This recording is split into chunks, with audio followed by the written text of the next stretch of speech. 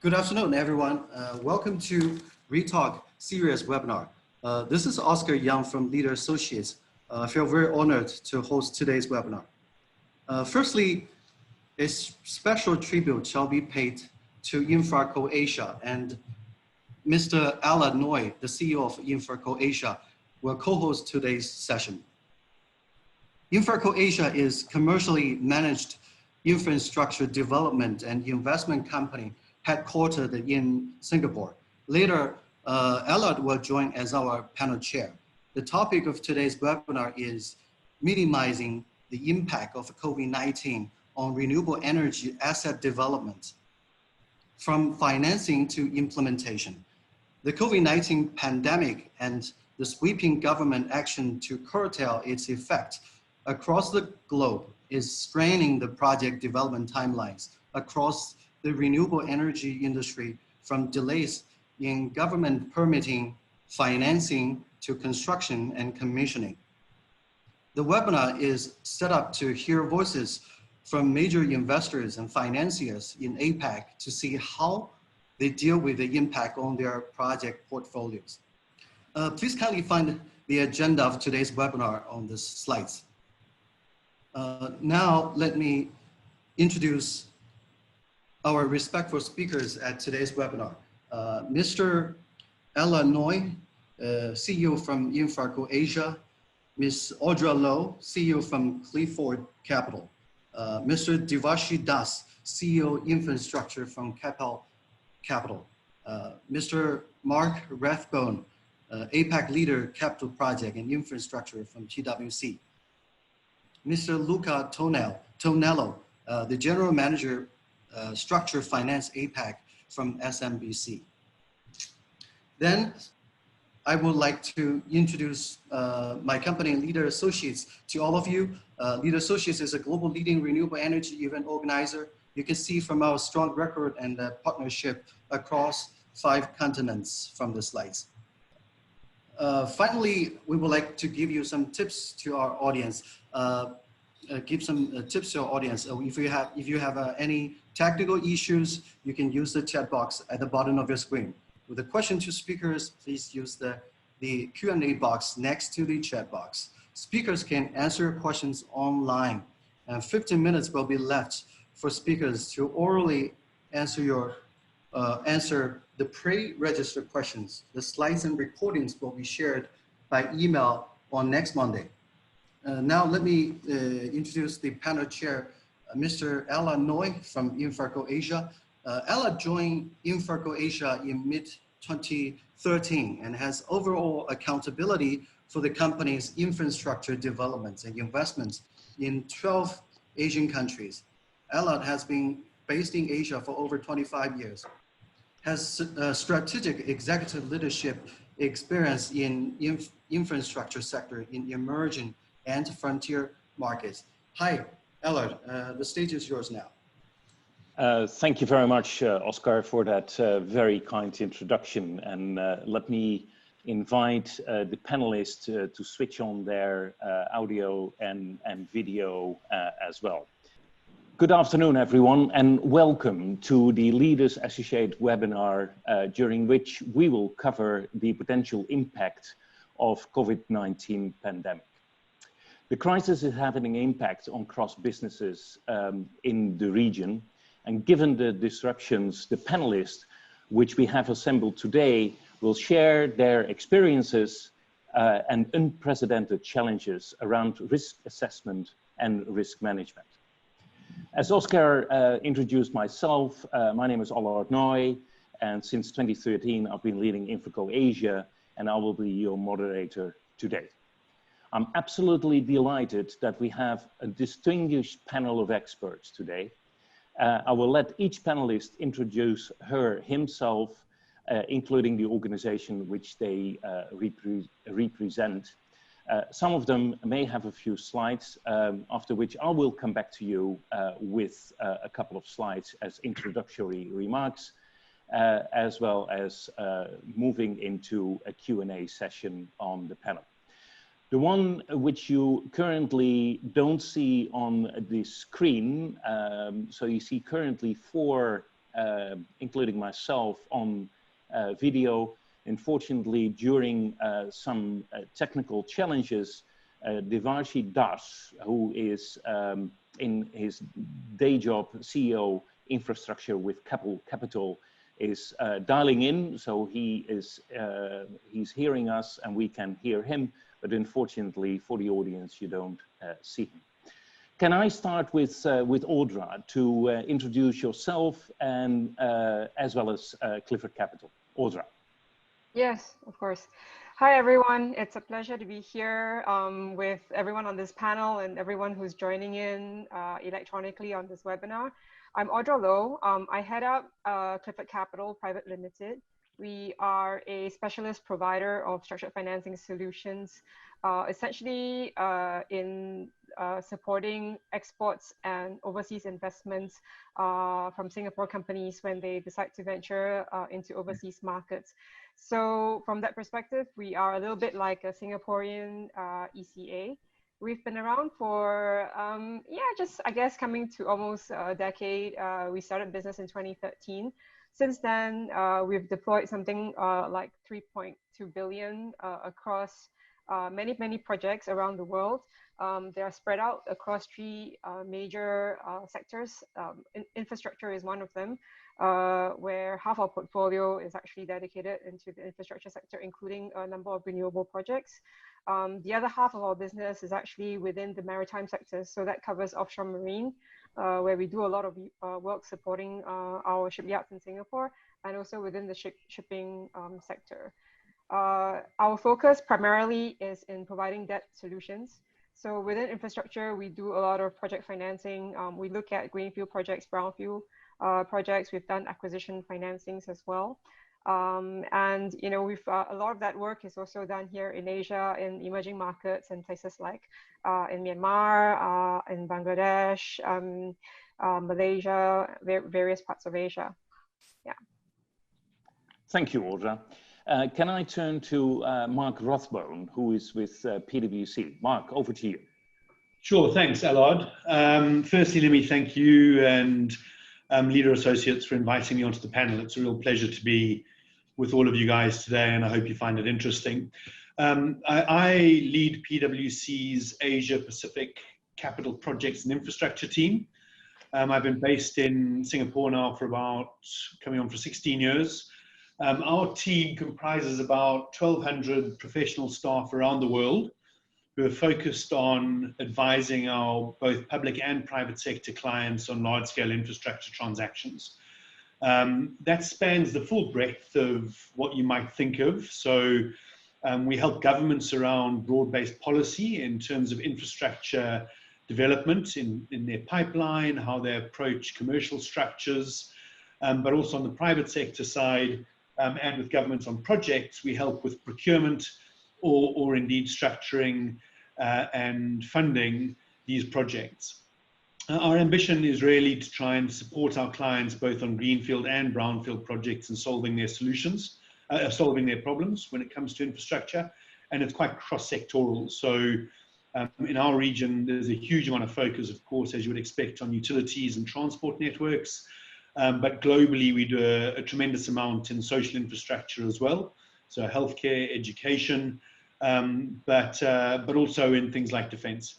So very pleased to be here on the panel with you and look forward to a good discussion. Thank you, Mark. Devarshi, can I turn the mic over to you, please? Thank you, Allard. Delighted to be here, ladies and gentlemen. My apologies, as Allard mentioned, I've had some technical issues and could not dial in through video. I guess I'm not that photogenic, so that's probably not a bad thing. In terms of my primary focus, as Allard mentioned, I work with Keppel Capital, where I head up the private infrastructure funds business. Keppel Capital is the asset management arm of Keppel Corporation, and for those who are not familiar with Keppel Corp, it's essentially a multi-business company based out of Singapore, but has a global footprint, and we provide solutions for sustainable urbanization, and that has clearly focused in the last couple of decades on energy, infrastructure, clean environment. Within Keppel itself, Keppel Capital is an asset manager with AUM of approximately 33 billion Sing dollars across a diversified portfolio, which include real estate, infrastructure, and data center assets. Our core view is that Keppel would like to participate and add value across the asset life cycle and has multi-decades of track record in developing, constructing, and operating managing assets. Within Keppel Capital, we leverage that Keppel ecosystem to raise funds, closed-end private equity style funds with institutional investors. And currently, within the Keppel organization, we work very closely with a Keppel Renewable Energy business unit to essentially provide growth and expansion capital for various infrastructure sectors where renewable energy is a core sector for us. A bit about myself: I've spent over 20 years in the infrastructure equity investments business, both in funds and principal. And of that 20, the last 15 have been spent here in Asia Pacific. So I'll pause there, and I look forward to this really interesting discussion. Thanks. Thank you very much, Devarshi. And last but not least, can I turn to SMBC's Luca Tonello? Thank you, Allard, and good afternoon, everyone. I have a couple of slides, but to be politically correct, I will not go through them extensively. Just quickly on the institution, maybe on slide 3, that's the SMBC is a global bank. It is a Japanese bank, but it's deeply rooted in Asia. My responsibility is the Asia Pacific region, though we work closely with the Japan team that covers some of the foreign sponsors into the Japanese market. The bank has been doing this business for almost 20 years across many commodities and power sources. And obviously in the last 2-3 years, in particularly in Asia, but maybe 5-7 years ago in Europe first, we developed a strong presence into the renewable energy industry. We finance almost 300 projects globally. And last year was a significant pickup also in terms of loan volumes and new projects added to our portfolio. So we have a strong commitment to the industry across the various sources, from not just solar and wind, but also hydro, and doing a bit of work also on new energy sources like hydrogen. Been myself in the region for 12 years and involved in a number of projects across various regions in Southeast Asia and North Asia, and look forward to have a lively conversation later on some of these topics. Maybe on the next slide, but we'll debate longer. And some of the challenges we have seen in the market now are mainly around the project completion, perhaps to a certain extent fossil fuel being very competitive, but we believe there are big trends around that are beyond just the economics. There is a very strong demand from investors globally to see financial institutions like ours to deploy more into ESG project, green loan, green project, and therefore we will put more effort into this space. And of course, there is also a big demand disruption in the last few weeks.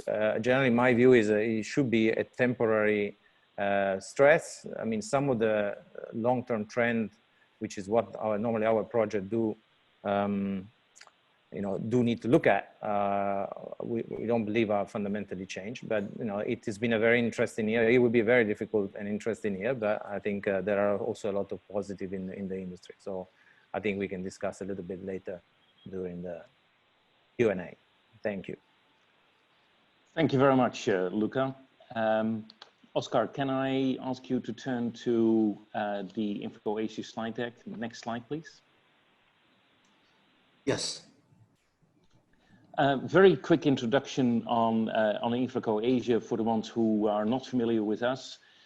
We provide leadership as well as addressing an equity gap in infrastructure projects across 6 different asset classes as we speak. We are energy heavy.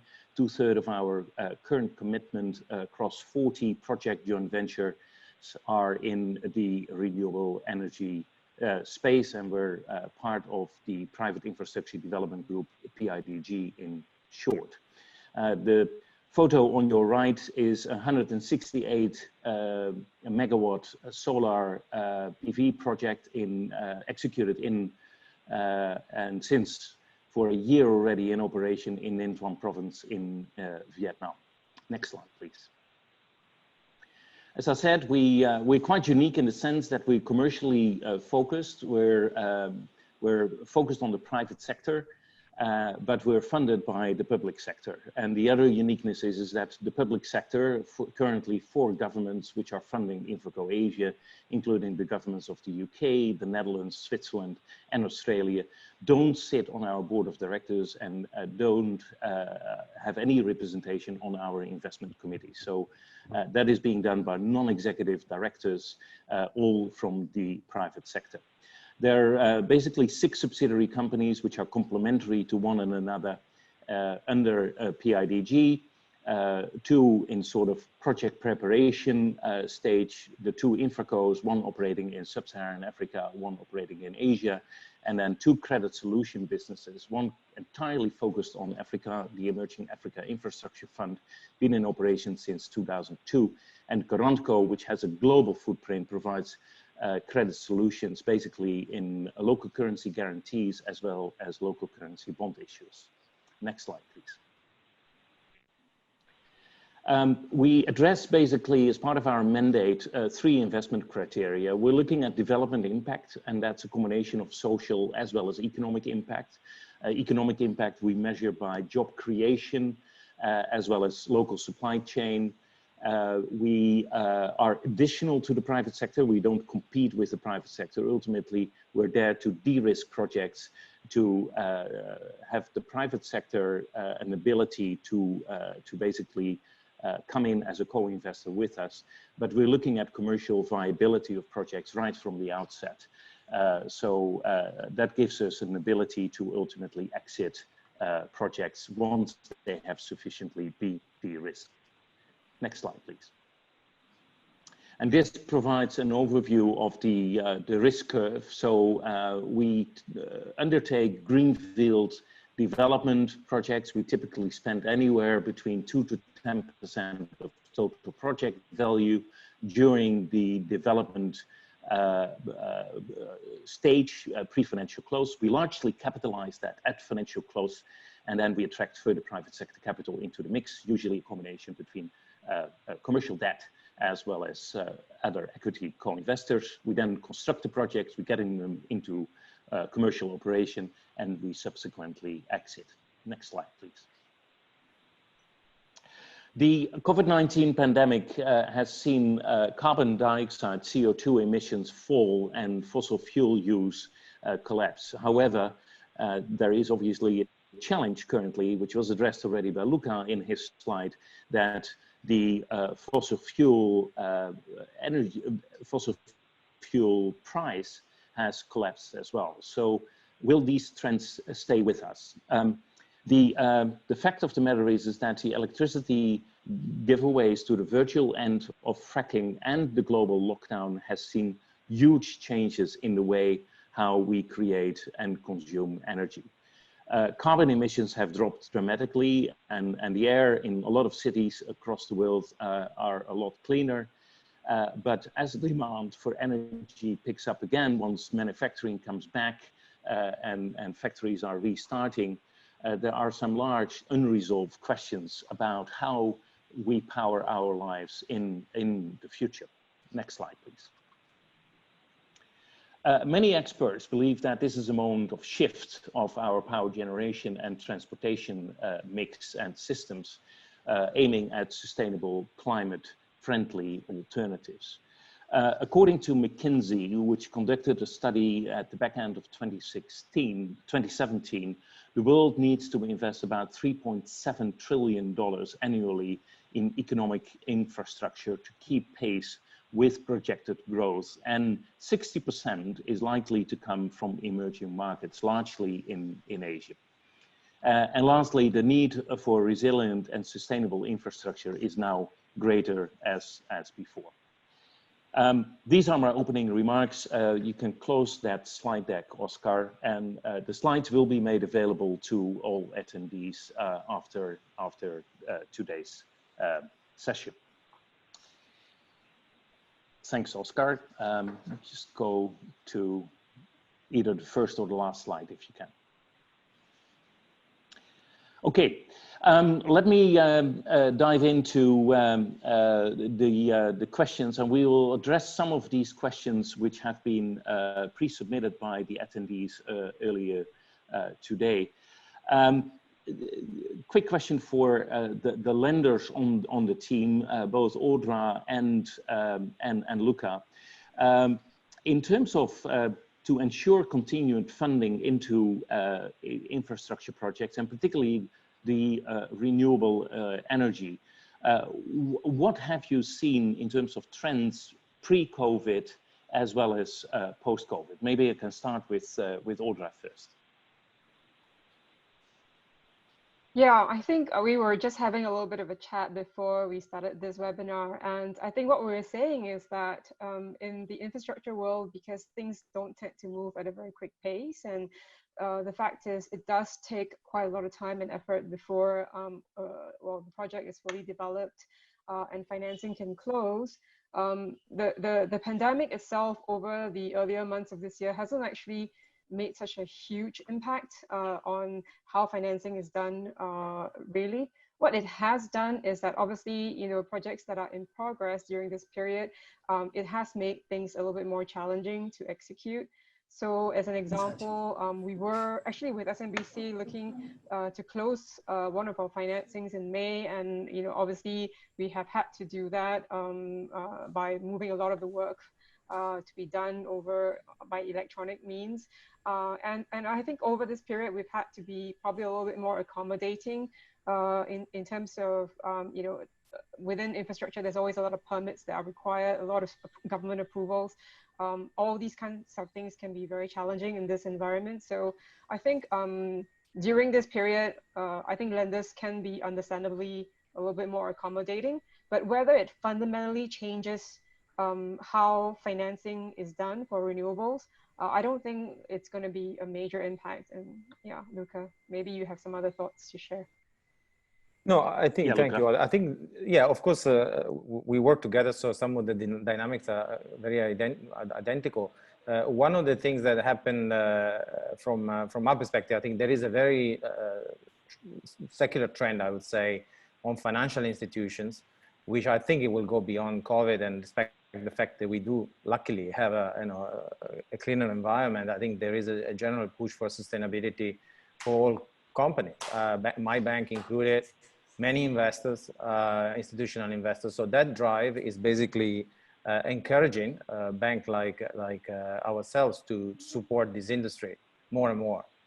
Does it mean we're going to be taking risks beyond what is prudent and what normally banks do? I don't think so, but I think generally there is a strong drive.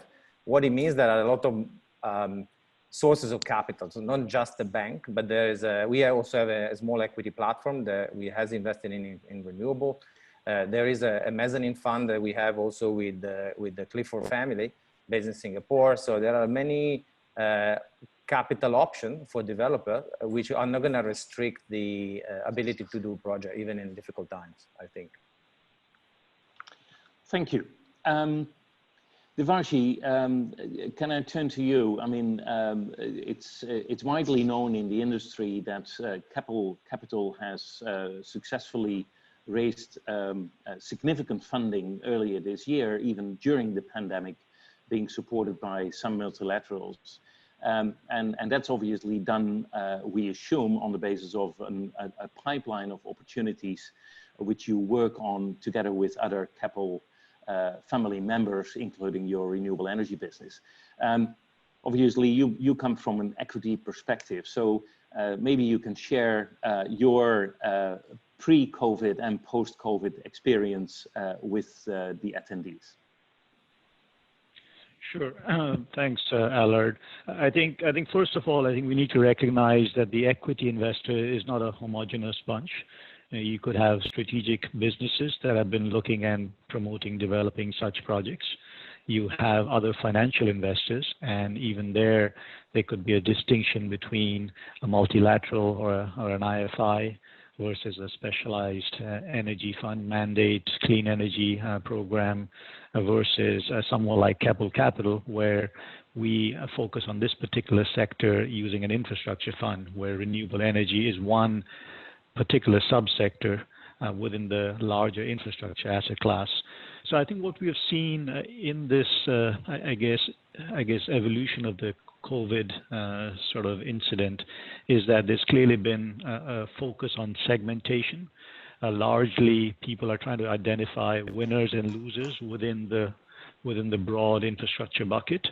And I'd have to say, clearly, there are certain asset types like telecom-related data-driven assets that are seen fairly positively.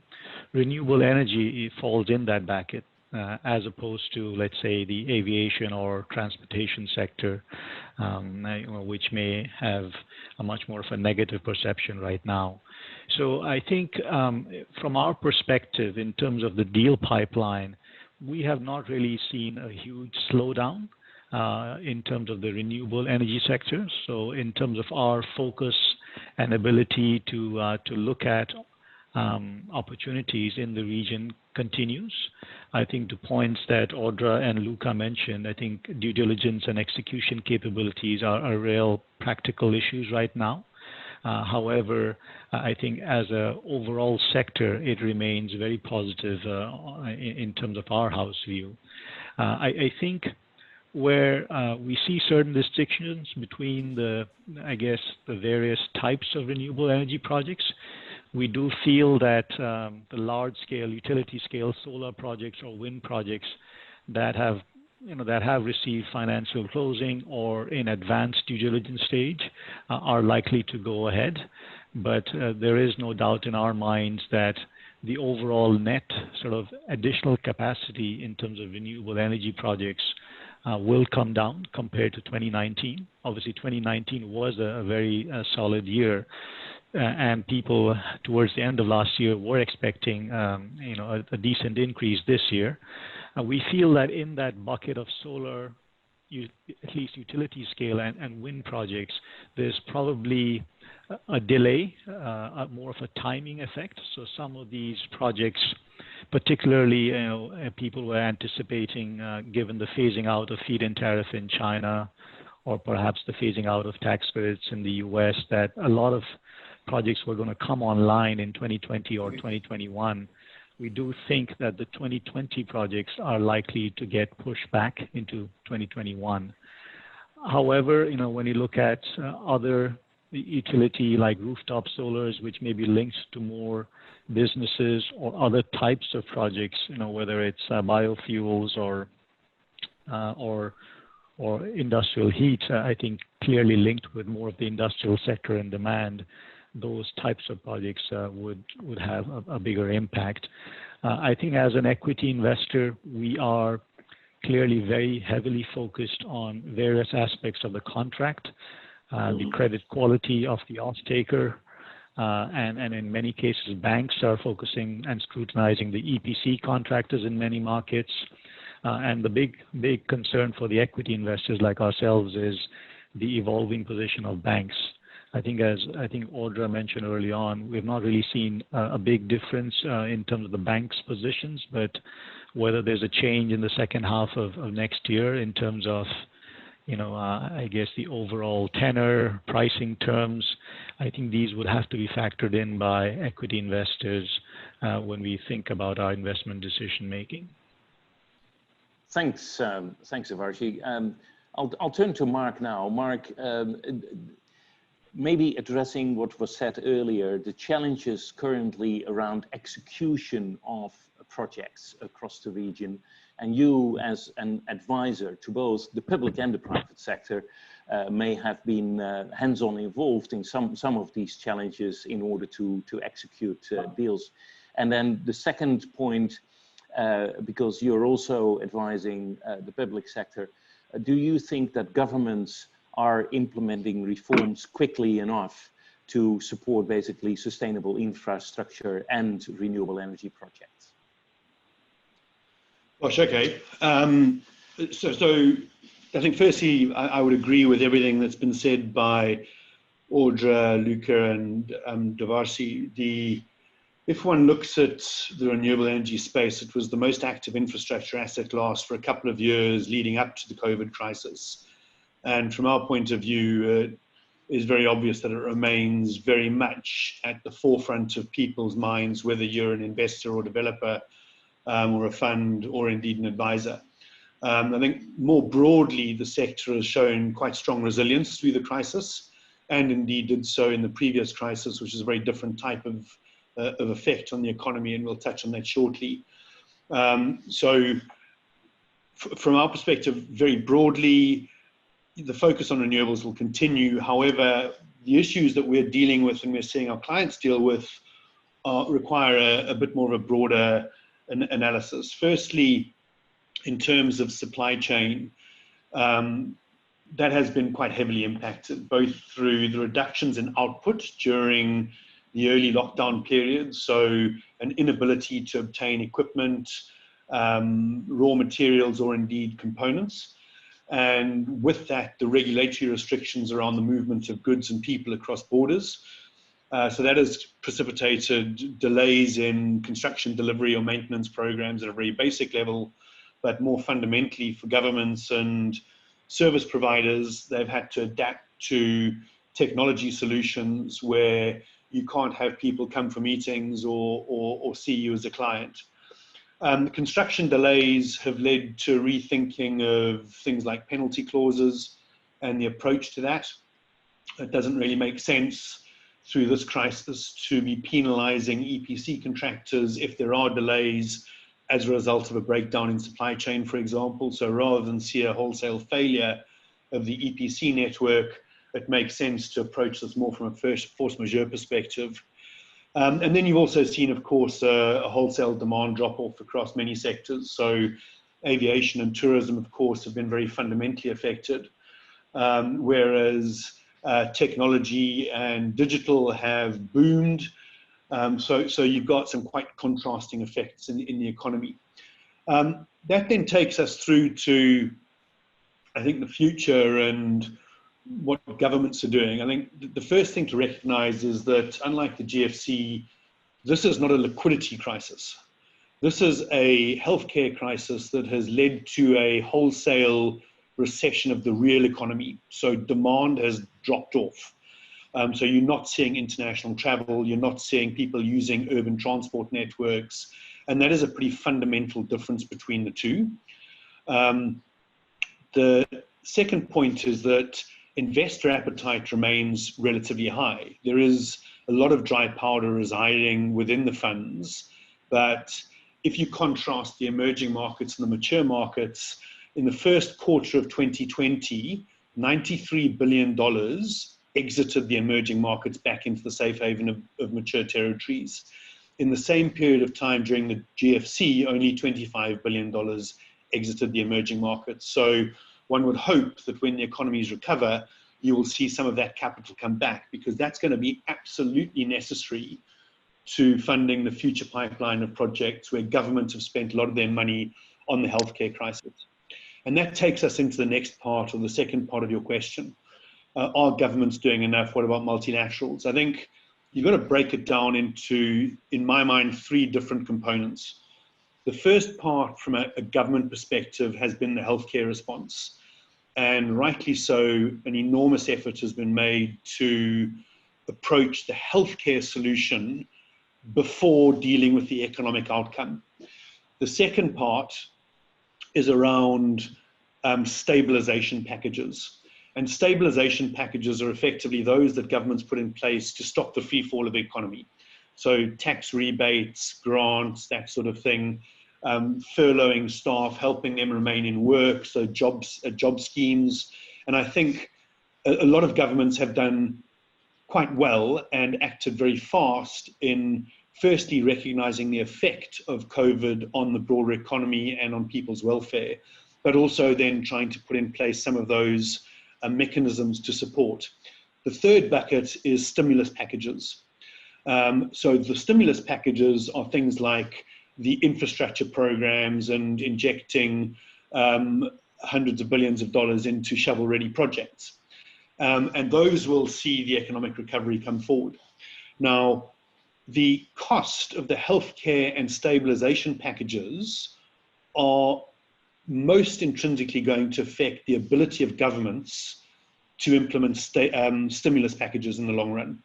Their headroom has been used up. So that will, in our mind, precipitate a focus on a more innovative funding approach, getting MDBs, private sector and public sector working together.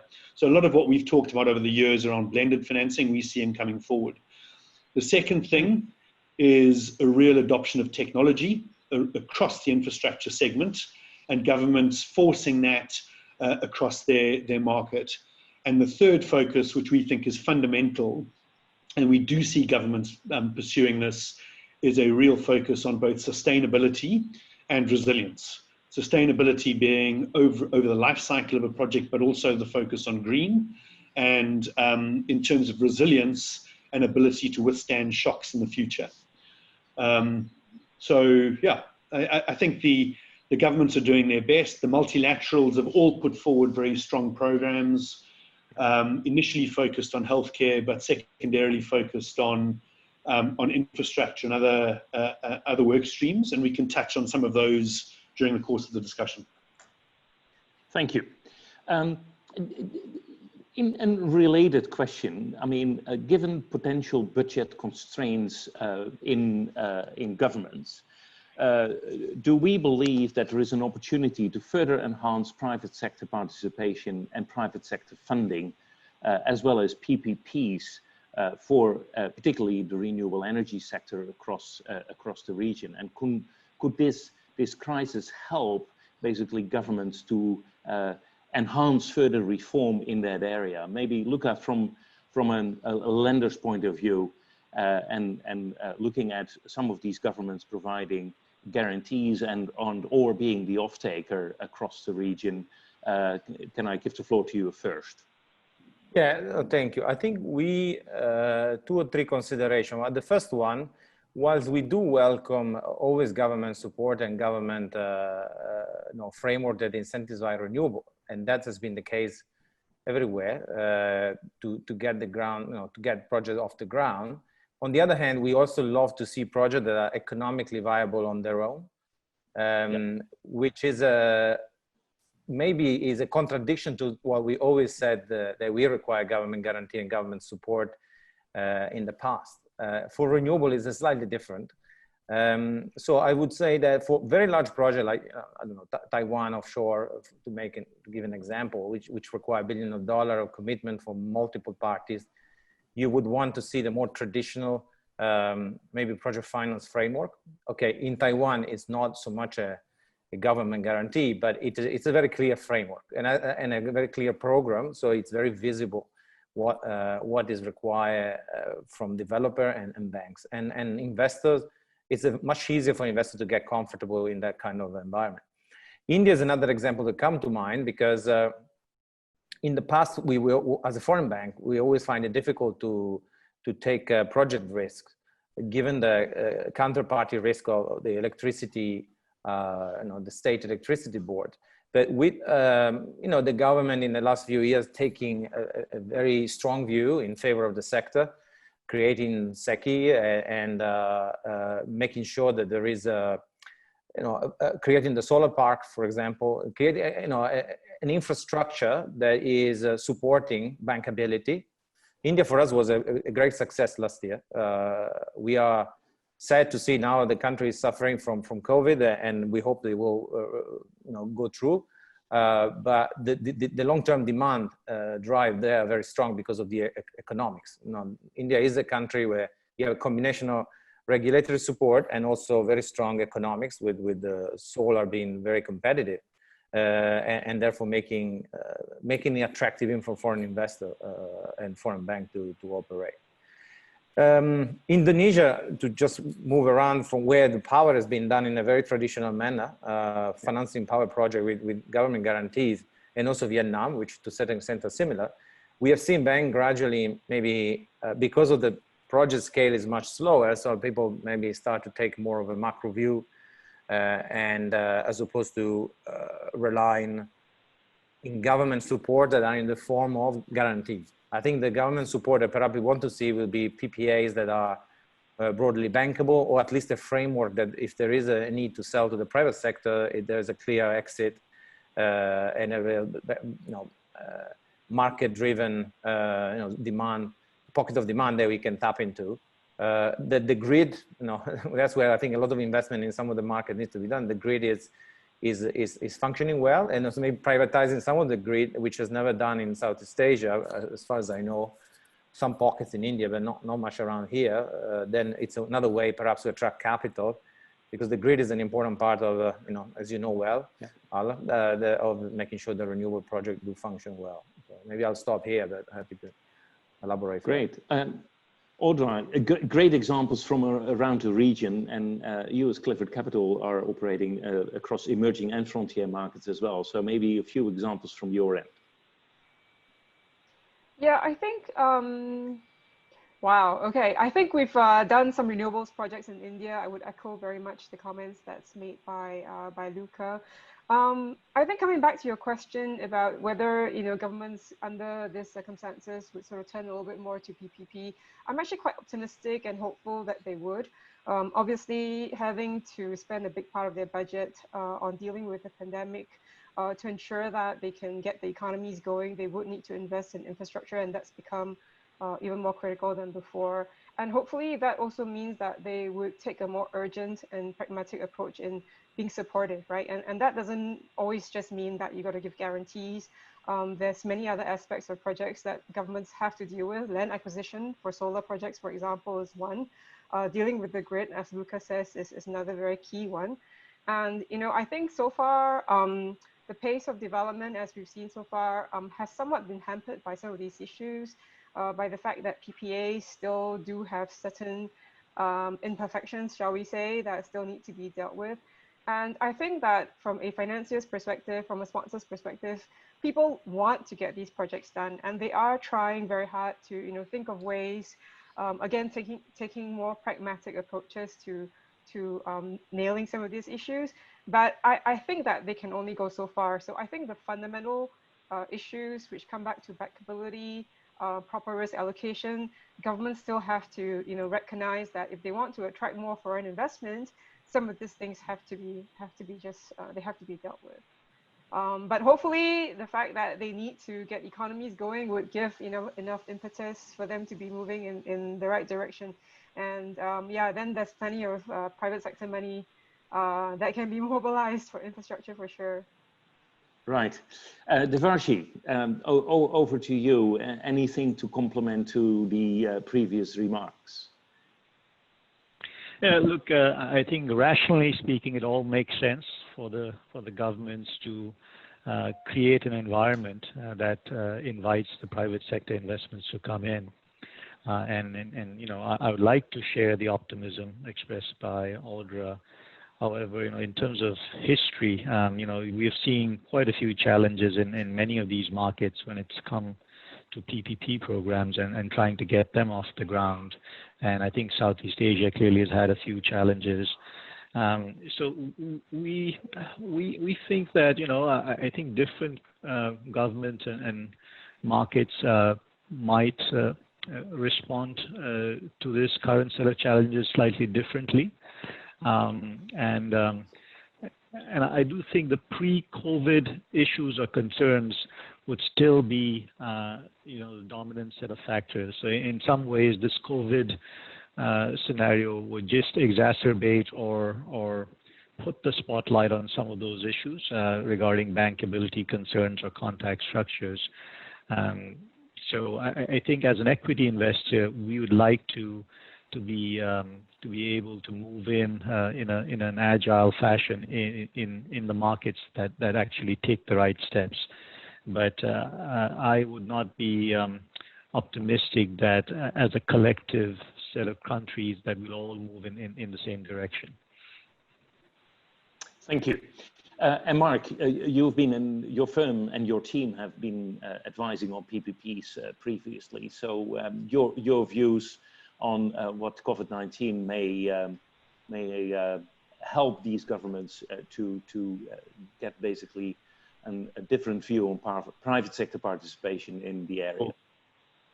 Yeah, and I think it's quite nice seeing the balanced viewpoints coming through in terms of looking at the history of our region and the relative inability of governments to get their policies and regulatory frameworks adequately constructed to encourage that private sector investment. I do think that COVID is going to force them to really grasp the nettle a bit more firmly, as they simply don't have the money to spend on policies internally without accessing that private capital. So I do think it's the economic environment at the moment is pushing governments towards a more sustainable solution where you get private sector and public sector capital coming together fundamentally. We are seeing governments across the region reassess their pipelines, and I think that is right.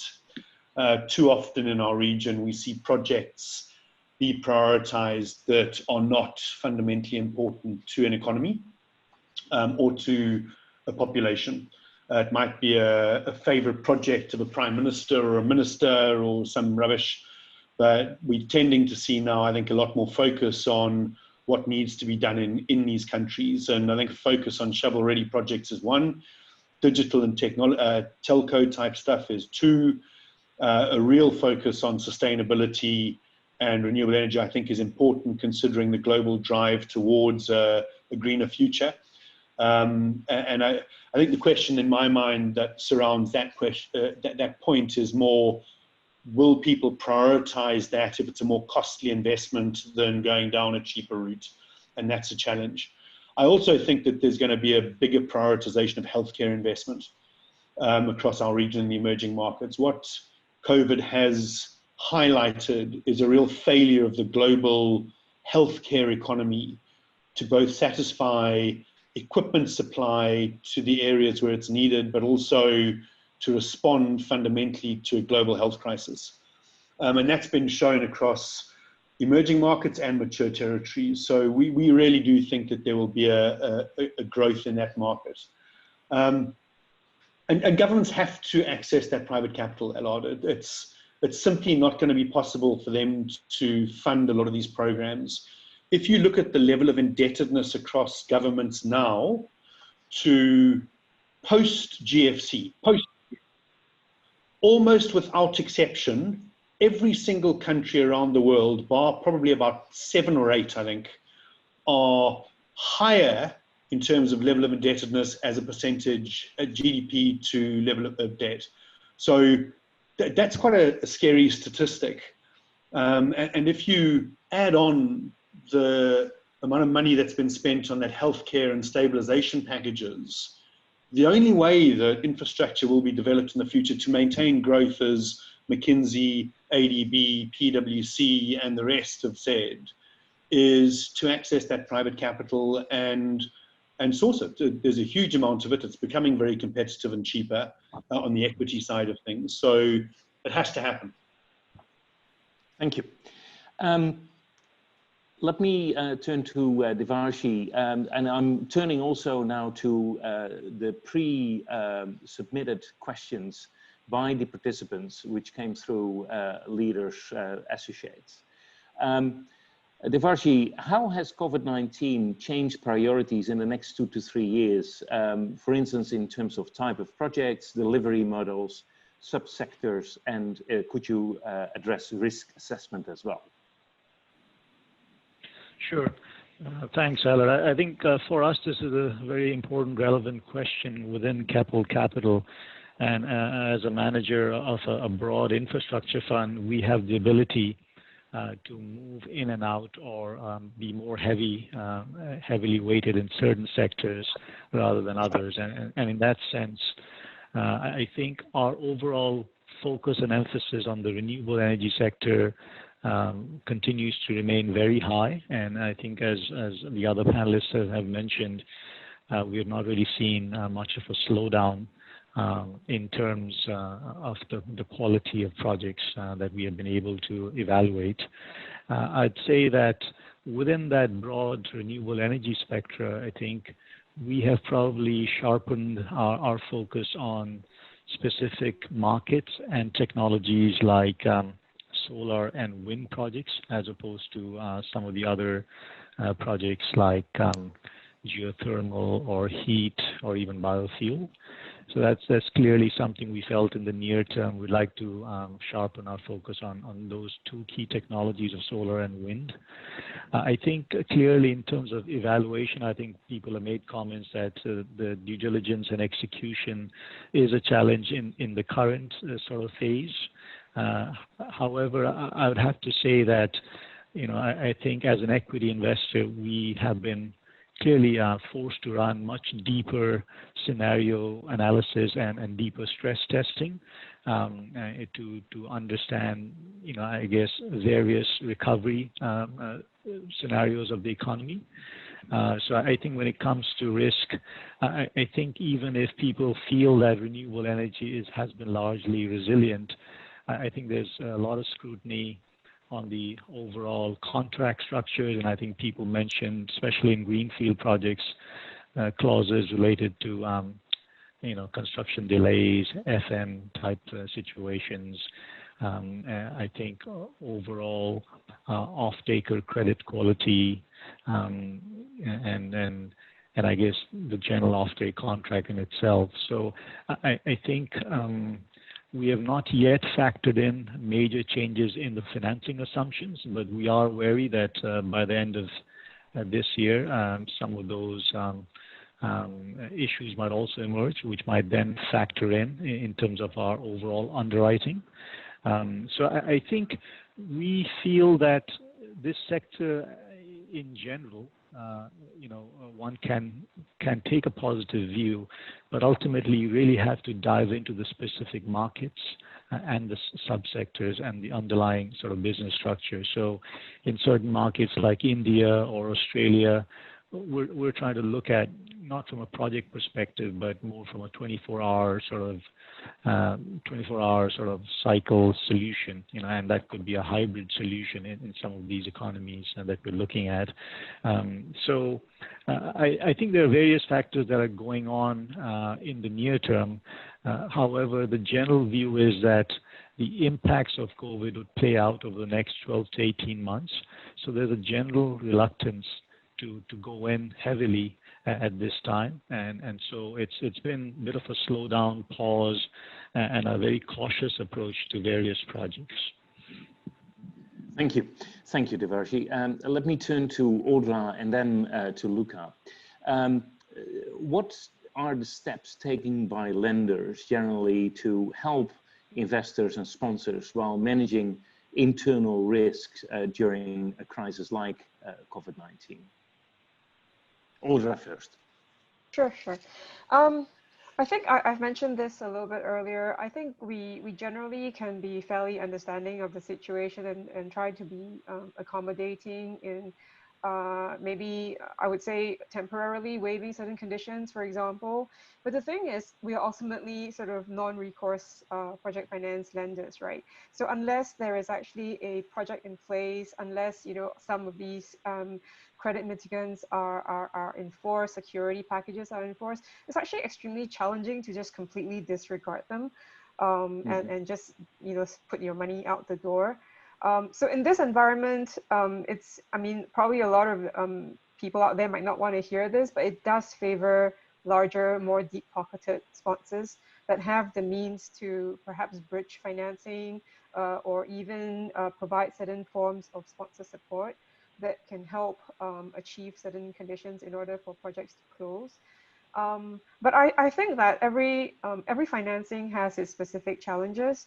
Suffice to say that as a lender ourselves, we are prepared to work with sponsors generally to see how we can overcome the challenges that each project faces in order to get them across the line.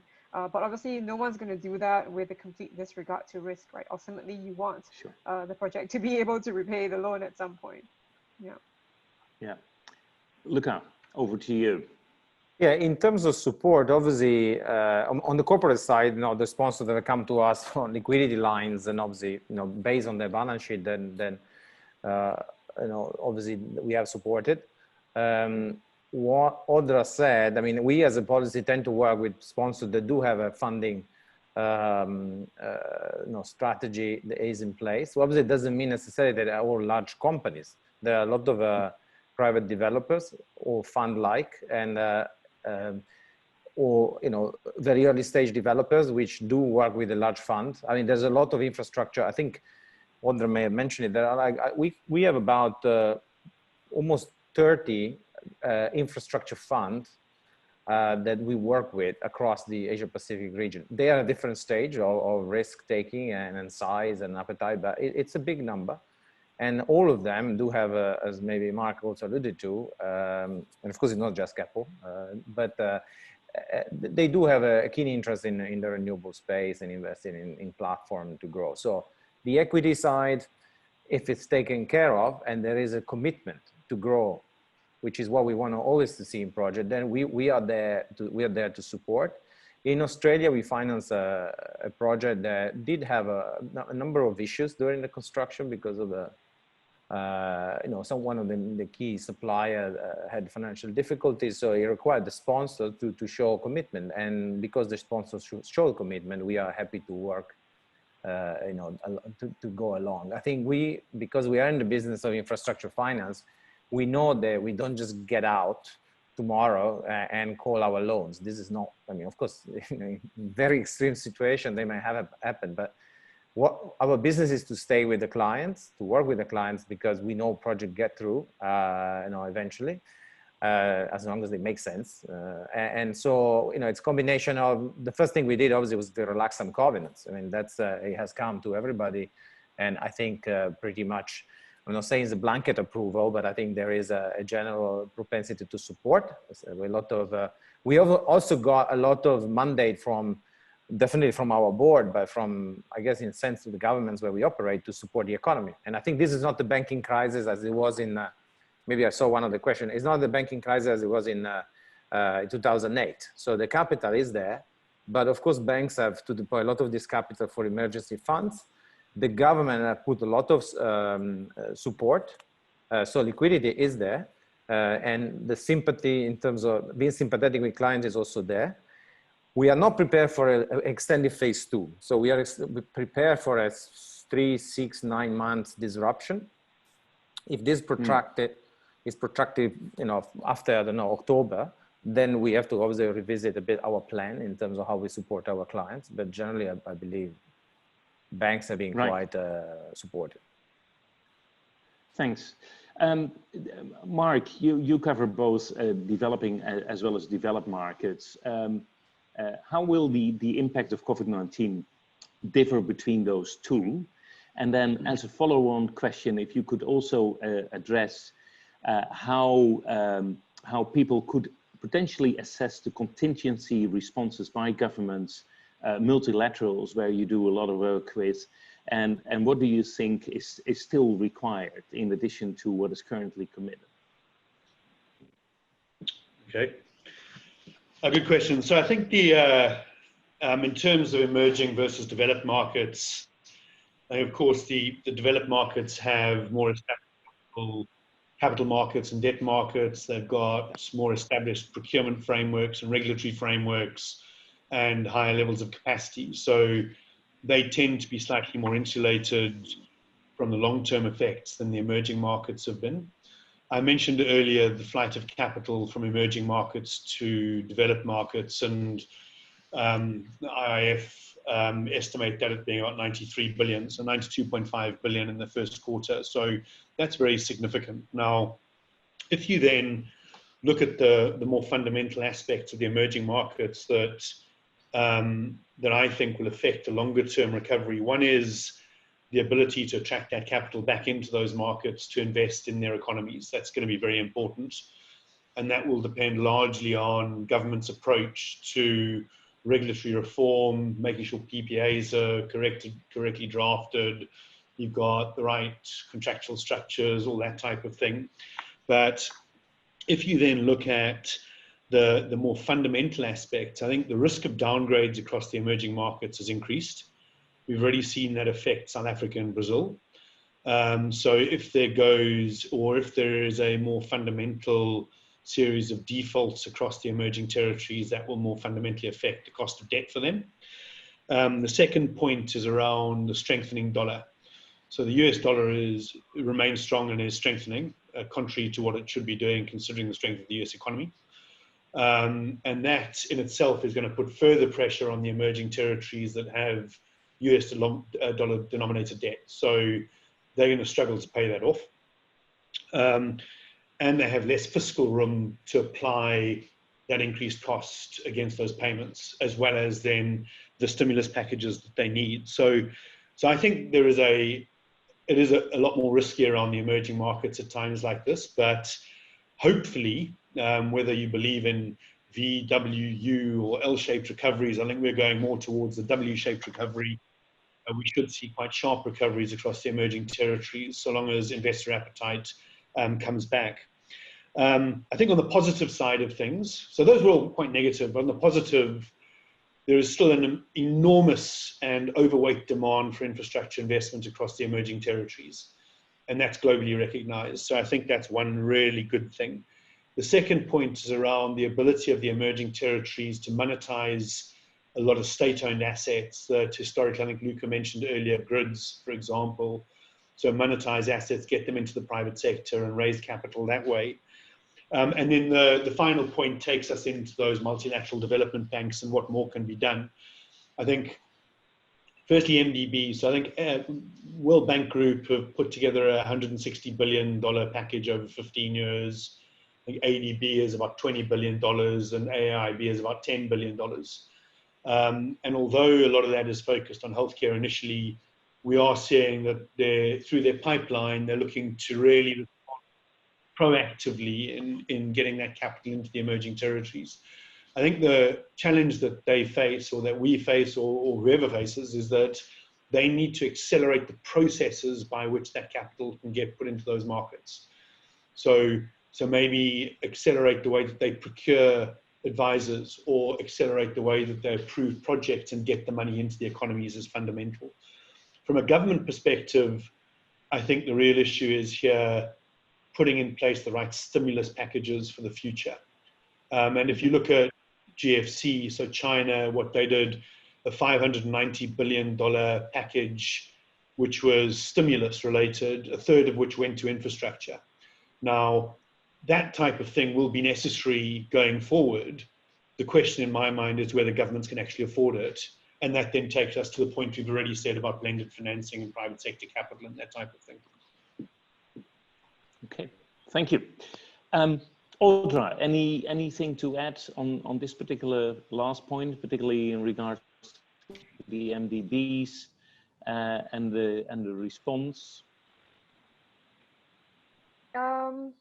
Yeah, I think probably since March, we've seen quite a number of MDBs come out to provide very significant support packages, I guess, across their constituent countries.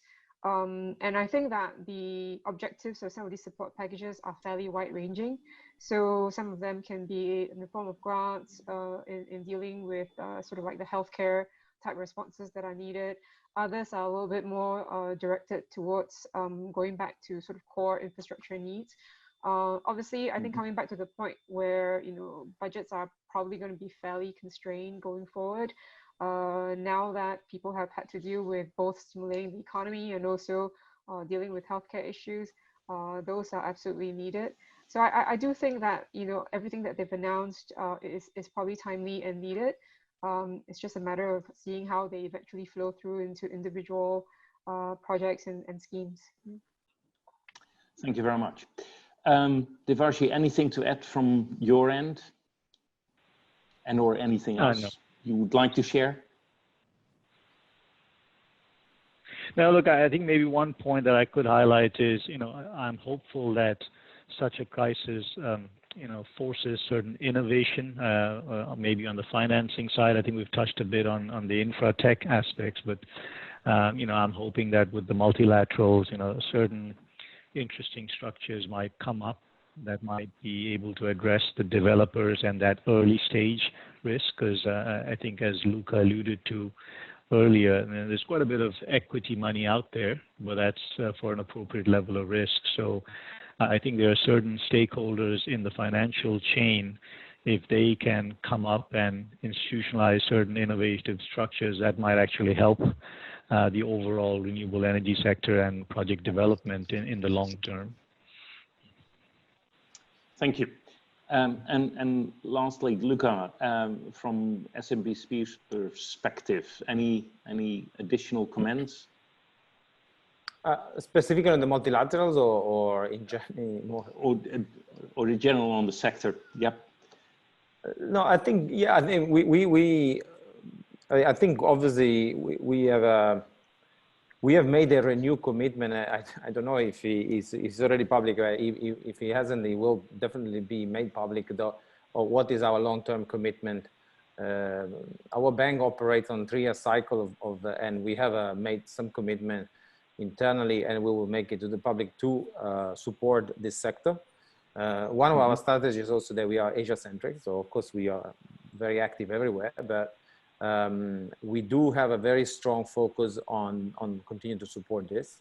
And frankly, our strategy is also to work with the multilateral. I mean, we are very capital agnostic, even if it's a pure role of as advisor or even as a market participant. We are very happy to facilitate, obviously, multilateral capital, whether it's equity, mezzanine, or debt, to work alongside private capital. My big belief is obviously everybody has a role, and as long as we are coordinated and we put our money in the right bucket, the balance sheet, then we can get project done. I mean, if there are many developers here that are listening to us, encourage you to reach all of us, because we all represent different angles, and there are always route for getting funding for good project. And I should, we shouldn't be stopped by obviously what is happening right now.